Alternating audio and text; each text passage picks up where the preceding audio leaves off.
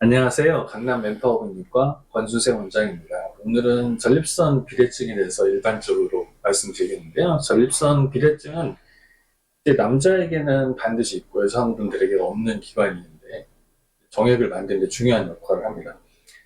근데 이게 문제가 남성 호르몬이 이제 계속해서 남자들은 분비되기 때문에 나이가 들수록 전립선은 점점 커집니다. 이게 커지면서 소변 내려가는 길을 누르기 때문에 수면 줄기가 약해지고 이것 때문에 나타나는 다른 증세들이 나타날 수밖에 없습니다. 보통 한 40세 전까지는 20g 이하 정도로 전립선이 작은데 나이가 들면서 점점 전립선이 커지면서 증세들이 나타납니다. 보통 40이 넘어가면서부터 전립선이 조금씩 커지고 50이 되면은 대부분 한 5, 60%에서는 전립선 비대증이 옵니다. 한번 이거 보면 되게 재밌는데요.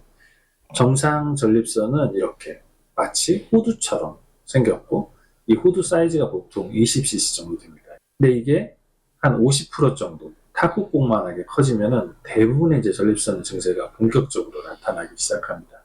보통 나이에 따라서 60대 그리고 70대 초반의 크기가 벌써 60, 70대 나이가 되고 이제 이게 40이 넘으면 되게 이제 전립선이 거의 2배 이상 커지기 때문에 이럴 때는 반드시 줄여주는 약을 추가해야 합니다.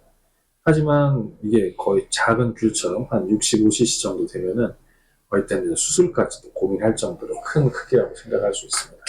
이러한 증세, 전립선 비대증을 가지고 환자들이 오면은 대부분의 경우는 흔하게는 이제 소변을 참기 어렵고 소변을 너무 자주 보고 밤에 소변보가 깨기 시작하고 소변 보고도 남아있는 것 같고 소변을 처음 볼 때 보기 힘들어하고 이런 증세들을 호소하고 또 이제 더 심해지면 마치 아랫배도 좀 불편한 것 같고 회음부도 좀 불편한 것 같고 발기력도 좀 떨어지고 심지어 뭐 조루까지 오는 것들도 있고 너무나 다양한 증세들을 호소하게 됩니다.